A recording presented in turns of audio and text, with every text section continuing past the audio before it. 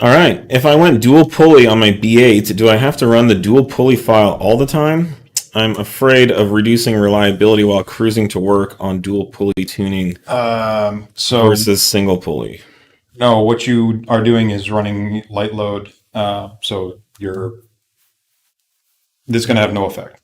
There's going to be no difference. Yeah. You're going to have a little tiny bit more parasitic loss because you're spinning the supercharger ever so slightly faster while cruising. But as far as load on the engine, exactly the same. Yep. It's going to target the same amount of vacuum while you're cruising. It's going to target the same air fuel and timing ratios. Everything is going to be identical. But you do have to run the dual pulley file if you're running dual pulleys. Well, yes and no. I mean, you can run the other files. You're going to get limited boost, and you're actually going to be generating more heat while doing it. Yeah. So you're basically people think they'll run the lower output files, run lower boost, and everything will be running more efficiently. What actually happens is you're bypassing that already hot air from the supercharger right back into its inlet again. So you're just basically reheating that same air again. And the reason for that is boost on the B8 3.0T is controlled mechanically by the pulley ratios.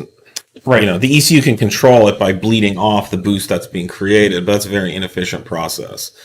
So ideally, you're creating heat and then not using it and then dumping it back in. Yeah, the most efficient is going to be with that bypass valve shut and whatever pulley ratio you want to target for the amount of boost you want to run. So if you don't want to run that much boost, run smaller pulley ratio. Yeah, but the point is, there's no detriment to just driving around with a dual pulley. Nope. Compared to all of the light load cruise stuff is going to be identical across all of our files. You'd actually be doing more harm by doing the thing that he thinks is better, right? Yeah. Which is it's a little maybe counterintuitive, but we don't alter, manipulate, or mess up the light load characteristics in any way between the files. It's counterintuitive if you don't know how everything's working. Once you understand how it works, it's very intuitive. Yeah. And ideally, your drivability and your throttle response is going to be a little different between all of them because we do map the pulley ratio, as correctly as possible for the given ranges between stage 1, stage 2, and then stage 2 plus. So the ECU has, knows how fast the supercharger should be spinning. It knows roughly how much air should be moving through that supercharger,